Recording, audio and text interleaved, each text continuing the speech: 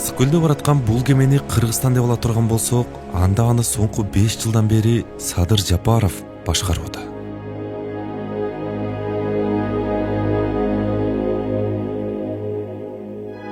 Ушуга кантип чыдап отурасыңар? Кантип ушуган битиңер барып добуш берип атасыңар? Депутат кезинде саясий окуялардан улам кылмышчы козголгондо чет өлкөгө чыгып, кийин камалып, кыргыз саясатындагы эң татаал жолду басып өткөн соң, абактан түз эле мамлекет башына келген Жапаровдун феномени эмнеде?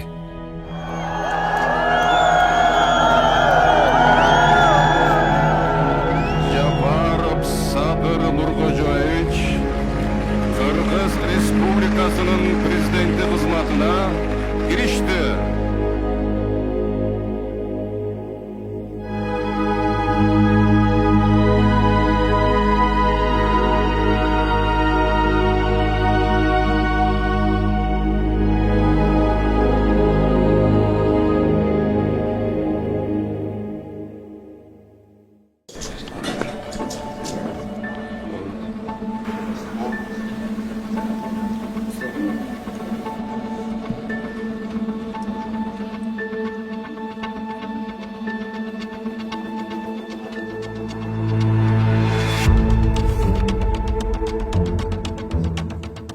Көптөн бери видео элексиң.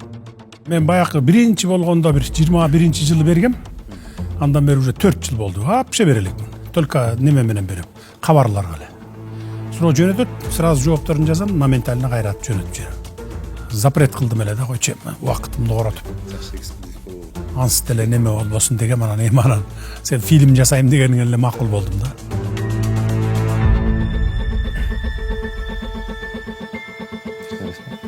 Садыр Нуркожоевич, анда маегибизди баштай берели.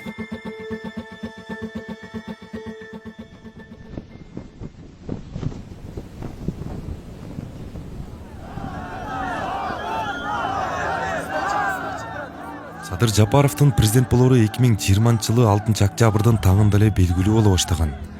Анткени ак үйдө алгандардын көпчүлүгү Жапаровду колдой турганын билдирип, аянтты ээлеп турушкан эле.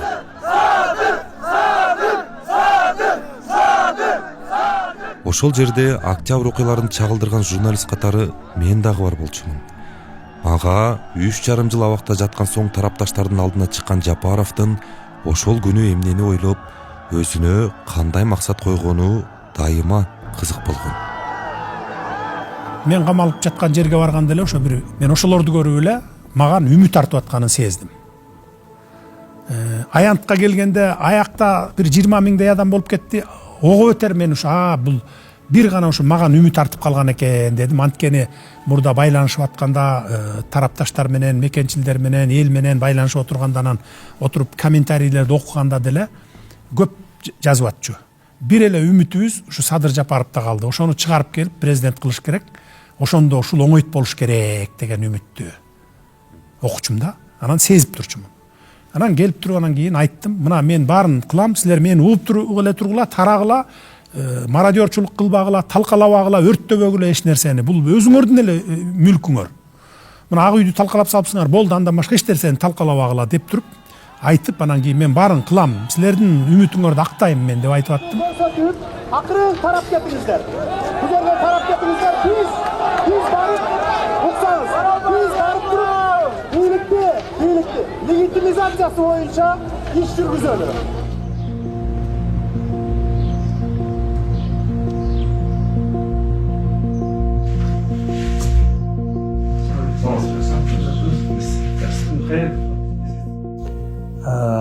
Эми 2020 жылдын 6 октябрындагы таңы биздин өмүр бою эсибизде кала турган окуялардын бири. Себеби дегенде ошол маалда Садыр Нуркожоевич экөөбүз эл алдына биринчи ирет ошол акыркы бир 7-8 жылда биринчи ирет чогуу чыктык да. Анан биз ошол адамдарга келиш үчүн дагы өтө кыйналып келдик. Себеби дегенде ошол жерде бир буквально бир 100 метрге жетпеген жерде адамдар бастырбай ушундай адамдарда үмүт пайда болуп Садыр Нуркожоевичтин колун кармап калсам экен, кичине бир жерден тийип калсам экен деп ушу аракет кыла беришти да. Анан эми биз болсо экөөбүз эле жаныбызда 2-3 эле бала бар. Бизди деле тебелеп кетейин деп атат да. Эптеп зорго ошол жерге жеттик да. Анан ошол жерде элдин ошол күтүүсүн гана мен сездим да. Эл күтүп атты да бир нерсеничи. Эл күтүп атты. Анан акыры Садыр Нуркожоевич сүйлөдү. Анан мен сүйлөп турушум, давайте элибизге, журтубузга ошол Садыр Нуркожоевич жакшы президент болуп шайлап алайлы дегенде, эл ошону күткөн экен да. Эл ошону жарылып кетти. Ошондо биринчи биздин максатыбыз алдыбызга коюлду да. Бүгін кечинде уже Садыр, Кудай кааласа, мамлекетибиздин президентinin milletin atkarucu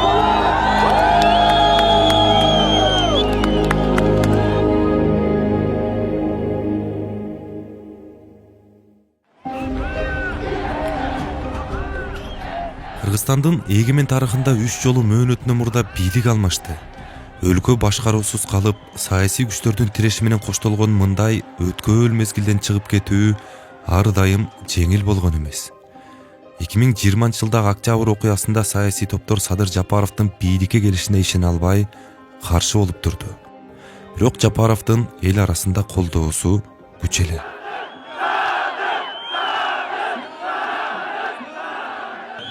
Муну Айриай же болбосо эл аралык республикалык институттун изилдөөсү да көрсөтүп турган.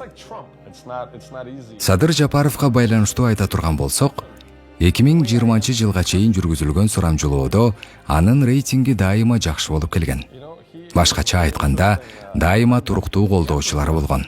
Кумтөр маселеси үчүн күрөшүп жүргөн мезгилден тартып эле эл аны өз кызыкчылыгын коргой ала турган, керек болсо бийликке каршы туруп, эл тарапта боло алган саясатчы катары кабылдап келген. 2021-жылы президенттик шайлоо алдында жолукканда ал мага абдан бир кызыктуу суроо берди. Ал мен жөнүндө оюң кандай деп сурады. Мен ойлонуп калдым. Себеби мындай суроого дароо жооп бере албайсың. Бирок бул суроого мындай деп жооп бердим. Акаев, Бакиев, Атамбаев, Жээнбеков анан Садыр дедим. Эл башка президенттерди фамилиясынан, ал эми Жапаровду атынан тааныганы анын элге жакындыгын түшүндүрөт. Ушул аралыкта бир кыска бир 10 күн болгону менен чындыгында эле аябай көп окуя болду. Анан сизден сурайын дегеним, кайсыл учур болбосун кырдаал колдон чыгып мындай өлкөдө башламандык болуп кетүү, коркунучу же болбосо тобокелчилиги бар беле ошол учурда? Сөзсүз бар болчу, анткени сырткы күчтөр дагы өтө катуу кийлигишип турган. Ошол 10 күн өзүң айткан ошо 4-октябрдан 6-октябрдан баштап 16-октябрга чейинки күндөрү мага бир кылымдай сезилип кетти да. Анткени сырткы күчтөр дагы келип, Сооронбай Шарипович калыш керек, президент болуп, сен премьер-министр болуп отура бергин. Анан Сооронбай Шарипович шайлоону өткөрүп, кайра шайлоону, жаңы шайлоону өткөрүп коюп анан кетет, андан кийин деле шайлоо болот, анан сен болосуң деген сөздөр болду. Мен ага таптакыр макул болбой турдум, анткени анда уже ошол мезгилде Сооронбай Шариповичти калтырып койгондо андан кийин кала берет болчу. Мен болсо 1-2 ай иштеп туруп премьерликтен кетет элем дагы, кайра эле ошондой окуя баягы эле илгерки нерсе улана берет эле да.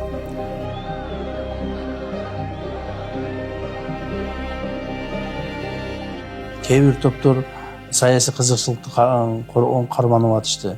Кээ бир топтор криминалдык кызыкчылыкты карманып атышты. Кээ бир топтор ошол бир эски бийликти сактап калабыз деген топтор да чыгып атты. Эски бийлик дегенде эми ошол Сооронбай Шариповичтин бийлигин сактап калабыз деген топтор чыгып атты. Бизде ушундай коркунуч болуп атты. Күнүнө бир нече жолудан ошол чоң жаңжалдар чыгып кетиш коркунуч болуп атты. Анан негизинен ушул биздин көп эле күчүбүз жана убактыбыз ошол топторду жайгаштыруу, токтотуу. Бирөөнү токтотуп аттык, бирөөнү өзүбүз барып аттык, бирөөнү адамдар жөнөтүп аттык. Токтотуш керек. Негизинен баягы ушу мамлекеттик органдын эл журттун мүлкүн талап тоноо жана башка болбосун деген чоң маселечи. Ушинтип отуруп 10 күн убакыт өттү да.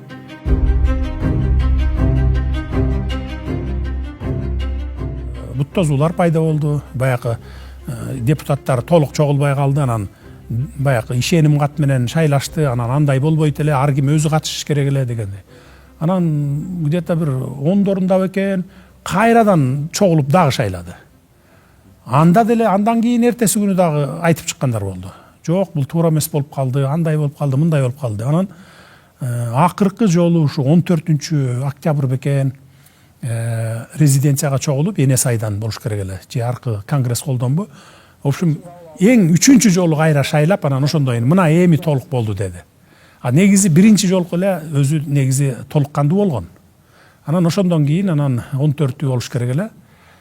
Кайра шайлап, анан 15-inde Сооронбай Шарипович менен чечишип, кол коюшуп, макулдашып, анан 16-сында анан Сооронбай Шарипович отставкага кеттим, мына мен тапшырдым деп, анан кийин парламент аркылуу премьер-министр, ИО президента деп, анан толук бийлик 2 тизгин 1 жыл бир колго тийди. Ошондон кийин анан иштер башталды. Мына өзүңүздөр жыйынтыгын көрүп отургандай, уже 5-жыл болду. Жыйынтыгын өзүңүздөр көрүп атасыздар.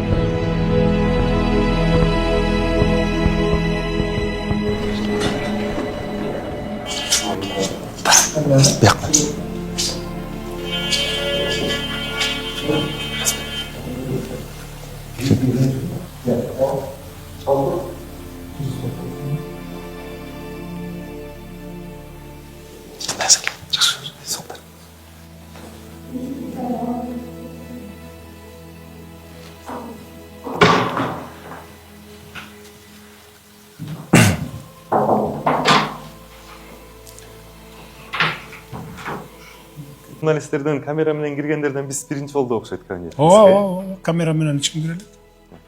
Чечим ушул жерден кабыл алынат. Чечим ушул жерден кабыл алынат, ушул жерден кол коюлат. Ушул жерлерден анан тапшырма таратылат. Акыркы кайсы чечим кабыл алдыңыз? Акыркы эсимде жок. Бүгүн эле мыйзам боюнча. Жанакы неме мыйзам боюнча. Өлүм жазасы кирсинби же кирбесинби деп атпайбызбы? Ошону референдум алып чыгабыз да. Биринчи талкууга коебуз, коомдук талкууга. Анан кийин андан өткөндөн кийин жогорку кеңешке алып чыгып, анан кийин референдумга жөнөтөбүз да, мыйзам. Ошол боюнча талкуу болуп, ошол боюнча тапшырманы жөнөтөбүз. Ичине өзгөртүү киргизет.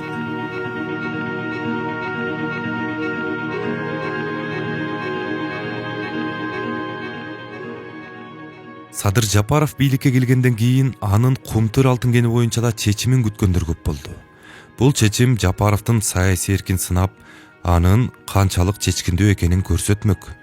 Анткени Жапаров 2010-жылы экинчи жолу депутат болуп шайланып келгенден кийин Кумтөрдү мамлекетке кайтарып алуу сунушун айтып, алтын кенге байланыштуу маселе анын негизги темасына айланган.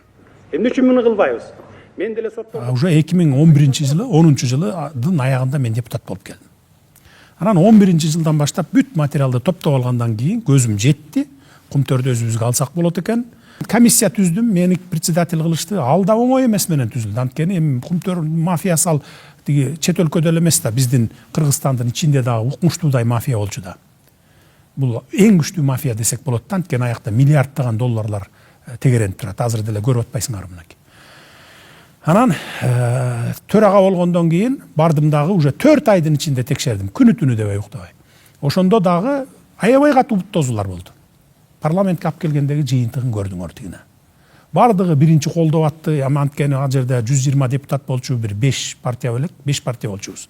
Баары эле колдоп атып эле 2 күндөн кийин тескери бурулбады бүт баары. Анткени тияктан акча келип таратты. Депутаттар эми алардын аттарын атабай эле коеюн, башка фракциялар ата журттан башка келип таратып берди. Анан эми премьер-министр менен президент колдобосо баланын өтөбү. Акча таратылып атса депутаттарга. Анан добушка койгону келгенде эле 35-36 депутат макул болду да калган бүт тескери добуш берди. Ошо менен өтпөй калды. Бул 2012 жыл болчу. Мен 4 ай бою ушул Кумтөр алтын кениндеги болуп аткан проблемаларды иликтеп чыктым. 27-синде добуш берүү күнүндө каникулдун алдында колдоого ээ болгон жокпуз. 45 депутат каршы берип, ошондуктан бул маселе өтпөй калды. Эми урматтуу депутаттар, мен таң калам, ушу каршы берген депутаттарга таң калам. Ушуга кантип чыдап отурасыңар? Кантип ушуган дитиңер барып добуш берип атасыңар? 1 килограммы биздин Кыргызстанга калбаптыр пайдасы. Кайсы бетиңер менен ушуга добуш берип атасыңар? 1 килограммы калбаптыр. Эми мындайда урматтуу депутаттар, чындыгы ачуу болот. Угуп турда, укула. Ушундан улам оппозицияда Кумтөр деп жүргөн Жапаровдун бийликке келгендеги пикири кызык болуп турду. Эл демин ичине катып, жаңы бийликтин кадамын күттү. Бирок Садыр Жапаровдун Кумтөр боюнча алгачкы билдирүүсү көпчүлүк үчүн күтүүсүз болду окшойт. Өзгөчө бул кабарды Жапаровдун тарапташтары оор кабыл алды. Кумтөрдү дагы деле мамлекетке алуу позицияңыз кандай деп суроо берген экен. Мен ошол жерде жооп бергенмин. Азыр мурда 8 жыл мурда алсак болот эле. Азыр кеч болуп калды деп. Анткени ушу 8 жыл мурда алтындын запасы көп болчу. Андан бери 8 жылдан бери казып, эми калбай деле калды. Аны алыштын кажети жок деп бергенмин. Андан көрө ошол аягына чейин иштетип, Центера Голд. Ошол жердеки жана бузулган тоолорду калыбына келтирип, баарын ошентип кеткени туура болот деген оюмду билдиргенмин.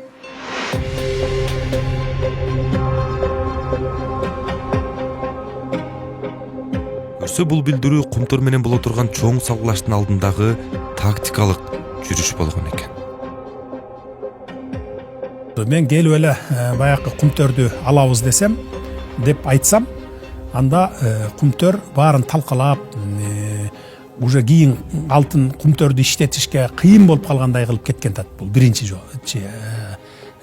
Экинчиси, шайлоо турат алдыда. Уже 1-2 айдан кийин эле шайлоого кирген тасың, анан шайлоодо дагы өтө катуу бут тосуулар болмок маган.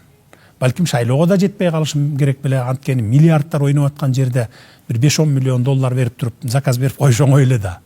Анан ошон үчүн анан эми кийин убагында алабыз да деп, анан Кумтөрдө алтын калбай деле калыптыр, андан көрө ушулар иштетип аягына чейин чыга берсин. Анан рекультивация кылып кетишсин. Албайбыз Кумтөрдү деп койдум да. Бул эми тактика болчу. Бирок айла жок ушуга бардым. Мен ушул тактикам үчүн эле бир жок дегенде bir 10% добуш жоготтум да шайлоочулардын. Анткени мен өзүм Кумтөрдү алабыз деп тиги 20 жылдан бери келатсам, 15 жылдан бери ал үчүн отуруп чыксам, канча деген жоготууларга учурасам дагы, анан кийин мен келип туруп эле анан бийликке жетип алып, премьер-министр ио президент болуунан шайлоого баратып, жо мен албайм Кумтөрдү деш, өзүң деле элестетип көрчү, мени өзүңдүн ордуна коюп көрсөң, ким ойлойт эле, сен деле менин тарапташым болуп жүрсөң, анан менин аркаман чуркап жүрсөң, Кумтөр эле деп. Анан мен бийликке келип турган, жо албай калдык Кумтөр десем, сенин оюң кандай болот эле? Туурабы? Уже маган 90% ишенимден жоготот элең да. Анан бирок айла жок, эмне кылыш керек анан? Жапаров Садыр Нуркожоевич Кыргыз Республикасынын президенти болуп шайланды деп эсептелди. Ошентип, Садыр Жапаров 2021-жылы 10 январда шайлоого катышкандардын 79%-нын добушун алып президент болуп шайланды. Бирок Кумтөрдү мамлекетке кайтаруу процесси шайлоого чейин эле башталган. Жапаровдун расмий түрдө мамлекет башына келиши менен алтын кендин Кыргызстанга алынышы убакыттын эле маселеси болуп калган. Президенттен өттүк, ага чейин ошол кезде эле, ал шайлоого чейин эле Акылбек Жапаровду чакырып, мен ошол анан кийин баягы жашыруун тапшырманы бергенмин. Сен комиссия болуп иштей бергин, барып иштеп түзө бер, шайлоону өткөрүп келебиз, даяр болсоң эртеси күн алабыз. Болбосо даяр болгон күн алабыз деп. Анан ал уже комиссия түзүп алып иштеп аткан. Биз шайлоого жете электе эле. Баягы октябрь, ноябрларда эле иштеп баштаган. Мына 2020 жылы 16 октябрда Садыр Нуркожоевич официалдуу түрдө премьер-министр болуп, президенттин милдетин аткаруучу болуп дайындалды. Ошол күнү 2020 16 октябрда мен Улуттук коопсуздук мамлекеттик комитети төрагасы болуп дайындалдым. Президенттин милдетин аткаруучунун буйругу менен. то есть Садыр Кожоевич буйругу менен. Мына ошондон кийин дагы биздин эми Кумтөр үчүн мурда биз оппозициялык маанайда туруп күрөшкөн адамдар болсок, ошол күндөн баштап Кумтөр үчүн биз уже бийликке келип тургандагы адамдар катары күрөшүүнү баштадык. Биз ойлогонбуз, Кумтөргө келсе, бийликте болсоң эле Кумтөрдү жөн эле алып койсо болот, Кумтөрдү жөн эле кайтарып койсо болот деген көптөгөн мындай ойлор болушу мүмкүн эле да мурунку кездерде. Бирок кийин келип бийликке келгенден кийин дагы Кумтөрдү алуу өтө оор экендигине биз ишендик. Анан майдын 17-синде даяр болуп алып келди. Анан майдын 21-inde алып койдук. Парламентке алып барып. Парламентке алып барардан 3 күн калганда тилерге маалымат жетип калыптыр. Алган атат, мына парламентке кирет, добуш коет. Эми бизде информаторлору бар, анан баягы Кумтөрдө кызыкчылыгы барлар бар. Кандайдыр жол менен маалымат кетип калганда, жетип калган тилерге. Ошол 3 күндүн ичинде баягы башкаруу системасын, электрондук башкаруу системасын барын талкалап, колунан келген жерлерин компьютерден барын программаларын өчүрүп, анан кетишпеди, качып кетишпеди баягы 3 күн калганда. Парламентке кирип, добуш коюп алып, түштөн кийин барып анан кийин Учкунду, Кумтөрдү барып басып туруп анан алдык да. Тышкы башкаруу киргизипчи. Ошондо 1,5-2 ай дегенде араң кайра баягынын баарын орду калыбына келтирдик. Мына только программасын гана. Электрондук башкаруу баягы бухгалтерия аркылуу беркенин программасы. А эгерде булар мен шайлоонун убагында айтканымда, анда булар шайлоону бүтүп бизге келип алгыча чейин анда Кумтөр уже өзү эле токтоп калмак да. Аны кайра иштетиш үчүн жок эле дегенде бир 200-300 миллион доллар акча кетип калмак.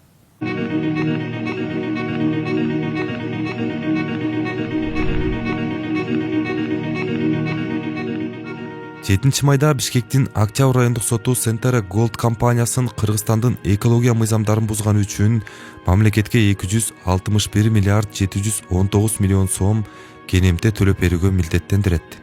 Соттун бул чечими Кумтөргө убактылуу сырттан башкаруу киргизүүгө негиз болуп берген. 17 майдан тарта Кыргызстан Алтын кенттин башкаруусун өз колуна алды.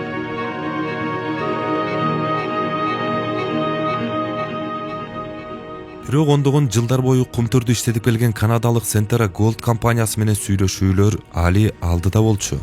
Канадалыктар негизги активи Кумтөрдөн ажырап калгандан кийин Кыргыз өкмөтүнө каршы эл аралык арбитражга кайрылган. Сентера ар дайым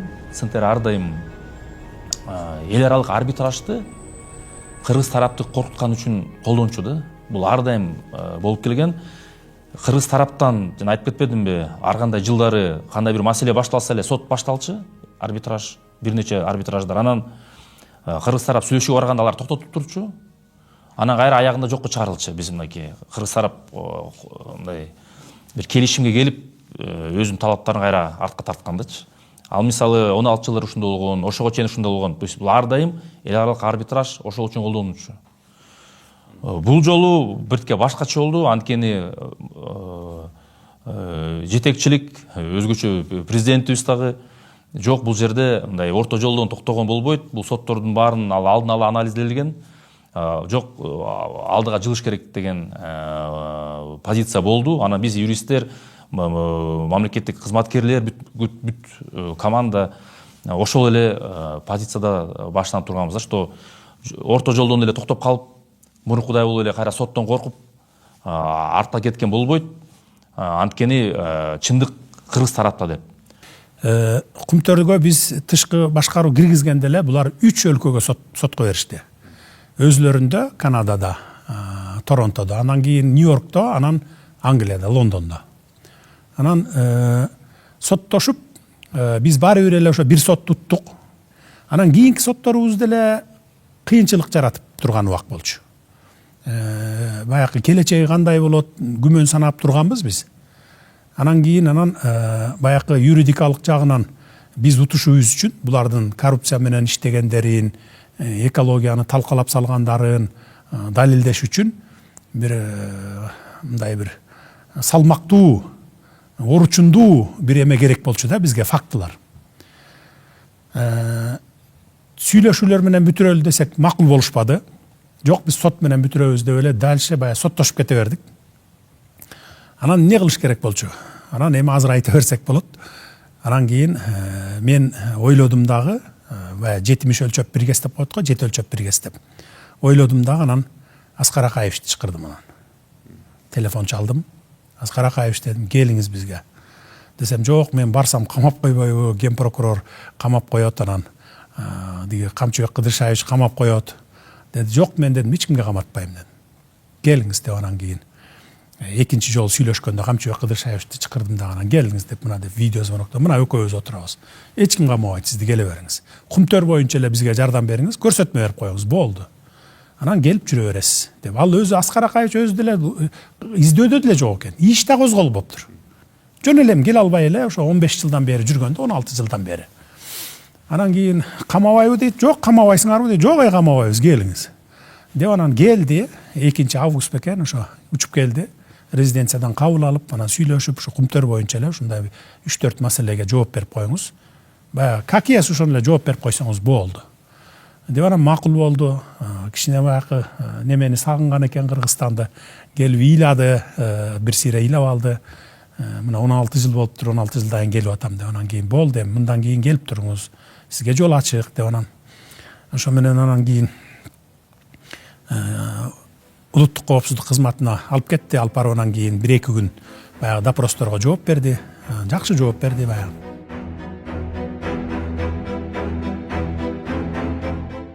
Президент Садыр Жапаров менен жолуктуңузбу бүгүн? Жолуктум, жолугуп учураштым. Резиденцияга бардыңызбы? Ооба, резиденцияда жолугуп учурашып, ыраазычылыгымды билдирдим, ушундай жол ачып бергениңизге деп. Анан мен ошо Кумтөр боюнча болгон билгенимдин баарын айтып берип, республикага бардыгыбыз жардам беришибиз керек. Мына дедик, Аскар Акаевич көрсөтмө берди. Болгонун болгондой айтты. Мына силер коррупция менен иштегенсиңер биякта. Экологияны талкалаганыңарды ал биз жөн эле доказать этебиз, далилдеп беребиз. Деп анан мынакей дегенде керекпи? Бакиевди да алып келебиз да, анын дагы ага дагы бир берчү 5-6 сурообуз бар. Максим дагы бул жерде коррупция менен заниматься эткен. Аралашкан силер менен. Сентера Голд менен, мурункулар менен мынакей турат. Керекпи? Бакиевди да чакырып келебиз. Эми сүйлөшүүлөргө барбасаңар, анда биз Бакиевди да чакырабыз дагы, анан кийин иш козгоп туруп, баарыңарга анан Интерполго жарыялайбыз дедик. Анан эле кол көтөрдү, болду, сүйлөшүүлөргө баралы деди. Сүйлөшүүлөрдү өзүлөрү сунуштагыла дедик. Дубайды сунушташты, Турцияны сунушташты, иши кылып ар кайсакты. Анан акыр аягында айтты, жок, аяктын баары болбойт экен, бизге Женевага келгиле деди.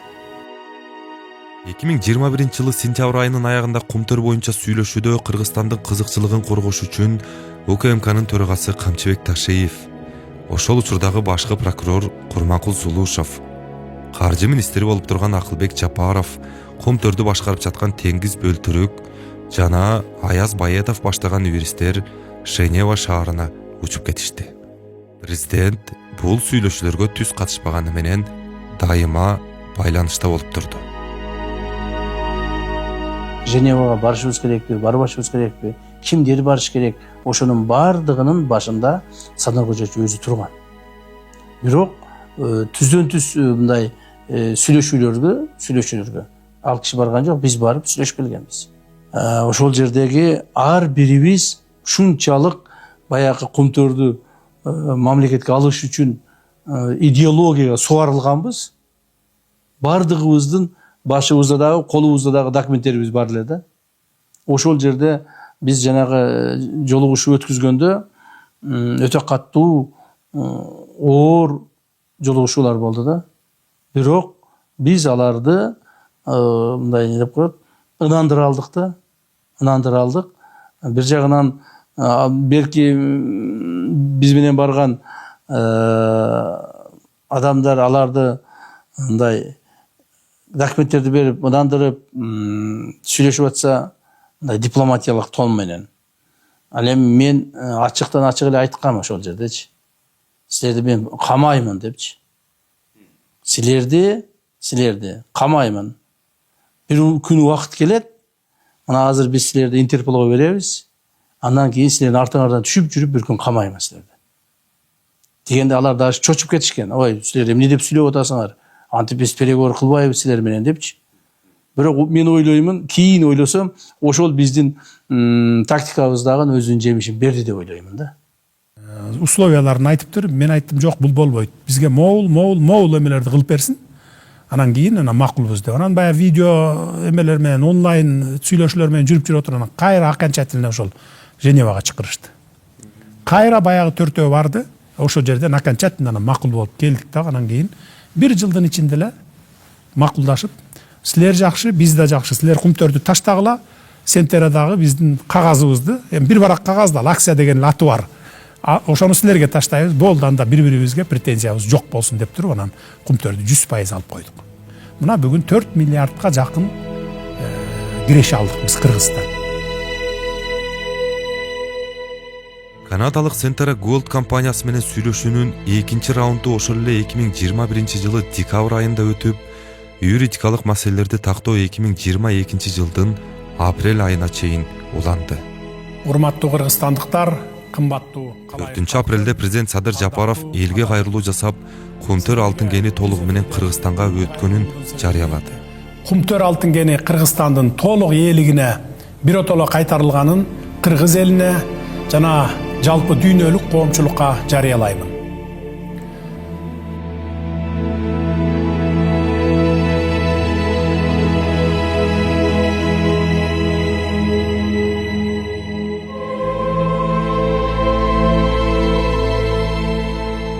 Ошентип, Кыргызстан эгемендүүлүк алгандан бери ар бир бийликтин баш оорусуна айланып, жарандар үчүн коррупциянын, нааразылыктын булагы болуп калган Кумтөр маселесине чекит коюлду.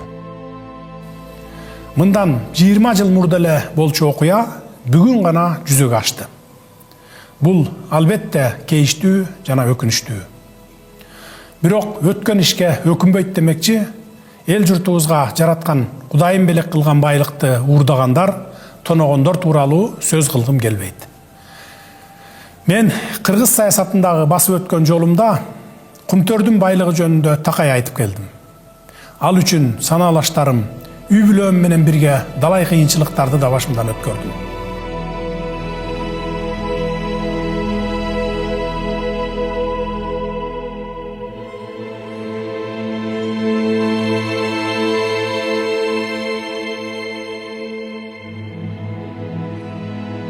Бул жерде мен белгилей кетчү негизги маселе, эмне үчүн биздин мурдагы жетекчилерибиз ушу бизге чейин 4 жолу бийлик алмаштыбы, 4 жолу бийлик алмашты да. Ошондо эмне үчүн жаңы келген бийлик ала албайт эле да? Ала албай эле кайра эле Кумтөр менен аралашып кетчү экен. Көрсө, мен ошондо түшүндүм, биз деле келгенде ошол эле бийликтегилерге сунуш кылгандай, бизге деле мындай коррупциялык элементтер менен Кумтөр өзүн сактап калуу үчүн сунуштарын берген. Бул кандай сумма жөнүндө сөз болот? Бул жолдо айтсаңыз, чын айтканда суммага, конкреттүү суммага биз жеткен эмеспиз. Бирок булар сунуш берген. Биз сиздерге ошол кайсыл бир деңгээлде финансылык жактан колдойлу. Мына жакында президент болот Садыр Кожоевич, ошого колдойлу. Андан сырткары материалдык жактан колдойлу деп ушундай бир ачык айтылбаса дагы чоң суммадагы финансылар айтылган да. Бирок Садыр Кожоевич ошондо бир чечим кабыл алган. Биз ушу Кумтөр менен Кумтөр деп ушуга чейин чоң кыйналдык, Кумтөрдү алабыз деп аракет кылдык. Эми биз кайрадан Кумтөр боюнча коррупцияга берилип кетпейбиз. Биз ушул жерде раз навсегда чечим кабыл алабыз. Кумтөрдү элге өткүзүшүбүз керек, мамлекетке өткүзүшүбүз керек. Бирок бул оор жол болот деп айткан эсимде бар да. 80 депутаттын добушу менен комиссия түздүрүп, мен 4 ай бою ушул Кумтөр алтын кениндеги болуп аткан проблемаларды иликтеп чыктым. Садыр Жапаров Кумтөрдү мамлекетке кайтаруу аракетин алгачкы жолу 2012 жылы депутат болуп турганда жасаган. Анда алардын планы ишке ашпай, Садыр Жапаров кыргыз саясатындагы эң татаал тагдырга туш болуп, өлкөдөн чыгып кетүүгө, кийин абактада отурганга мажбур болду.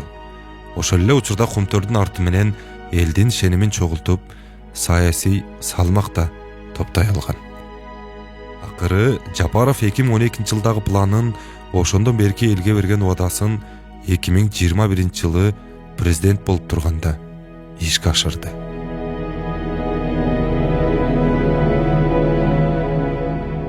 8-9 жылдын ичинде почти 9 миллиард доллар ошо четке чыгып кетти десек болот да. Эгер 2012 жылы биз алып койгондо, ошондо биз 21 жылга чейин 9 миллиард четке чыгып кетпейт эле.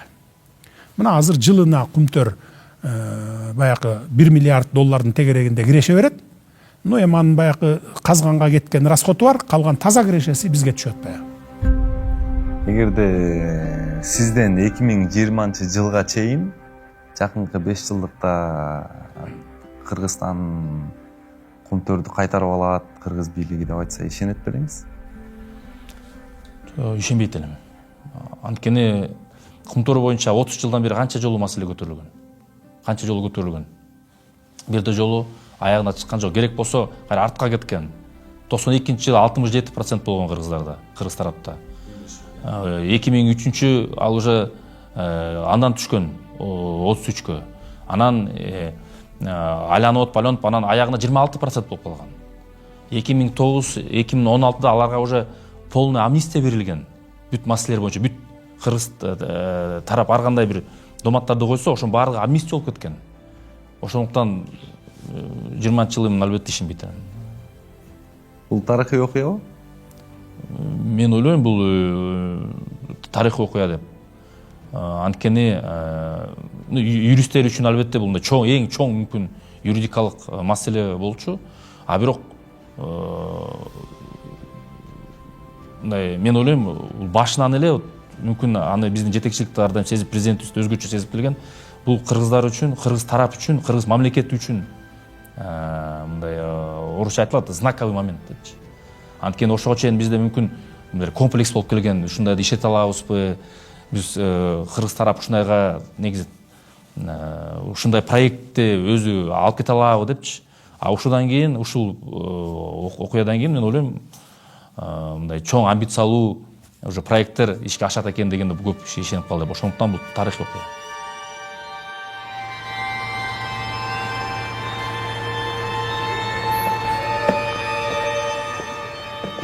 Кумтөр 95-тен бери ар бир бийлик келген Кумтөрдү чечебиз деп 2005-та, 2010-да, 2015-та кайра Кумтөрдүн коррупциялык иштерине аралашып кеткен.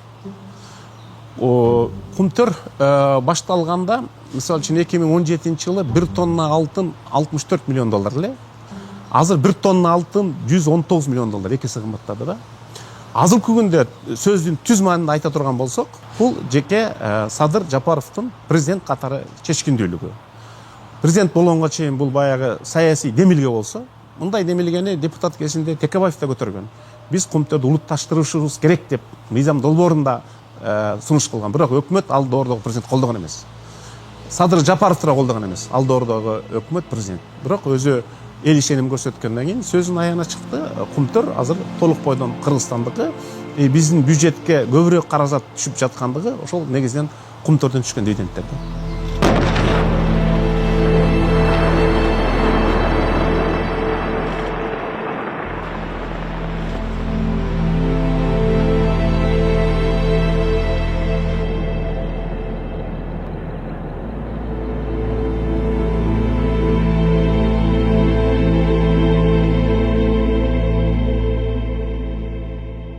Анан мен өткөндө бир 2-3 моменттен байкадым сизге, жанагы көлдөн сиз маек бергенде дагы министрлерге, кол алыңызда иштегендерге дагы телефон менен көп байланышып эле түз чалат экенсиз негизи. Ооба, анткени бул жакшы окат да. Мисалы, бул жерден түз эфир кылсаң дагы болот, онлайн.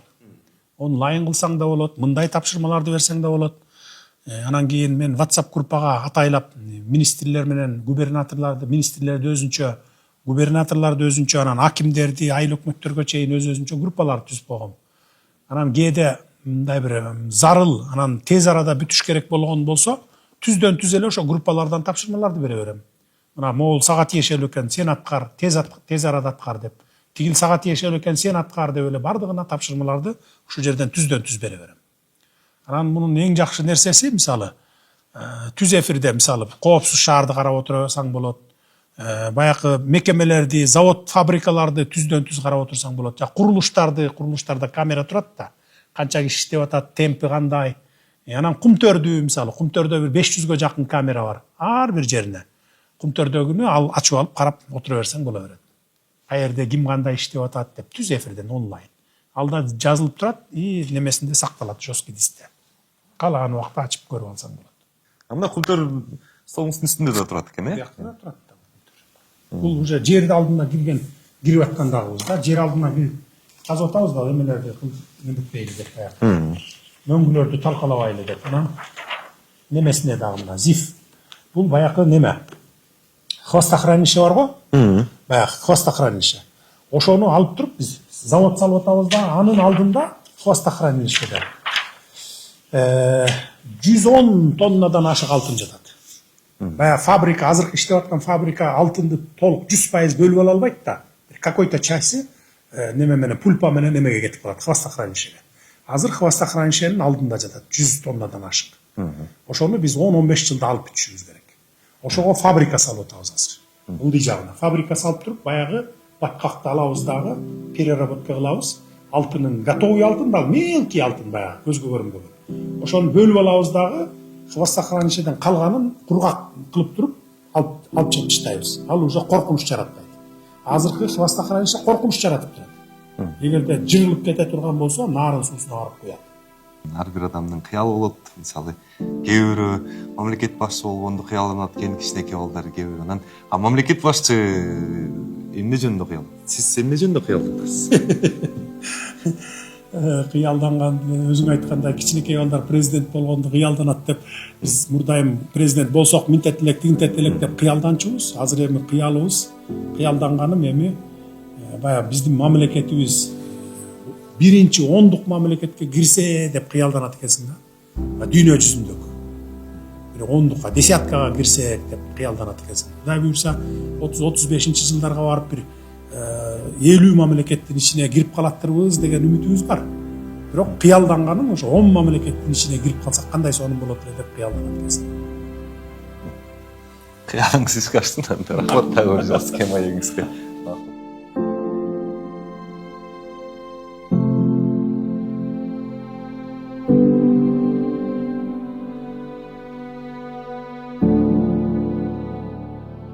Мен Жапаров Садыр Нуркожоевич Кыргыз Республикасынын президентинин кызматына киришип жатып, Кудайдын жана элимдин алдында мамлекет башчысынын ыйгарым укуктарын адилеттүү ишке ашырууга, адамдын жана жарандардын укуктарын коргоого, Кыргыз Республикасынын конституциясын так аткарууга, элибиздин биримдигин жана мамлекетибиздин бүтүндүгүн, коопсуздугун сактоого ант берем.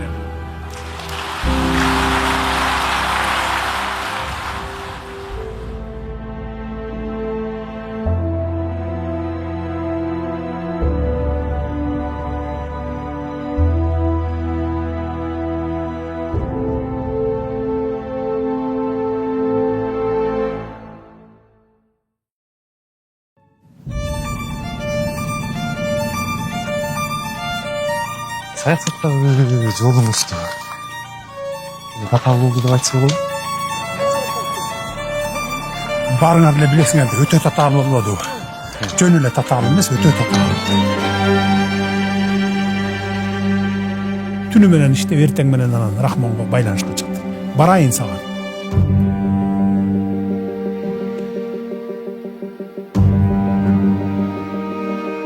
Ошол аэропорттон кайрадан кийинип алып туруп, Баткенге учуп кетти. Бул биринчи кагылыш. Анан отургандан кийин Турцияга кийин баягы визит сурадык. Кызуу кандуулукка алдыргандар да болду, кеңешчилер да болду. Азыркыга салыштырсам чачыңызды кичине агаралаптыр да. Кичине маселе көп эле агарап басты. Мен өзүм дагы салыштырамын. Эл түйшүгү түрмөдөн чалып оор экен деп ошону сайын деп атпайбы? Оор.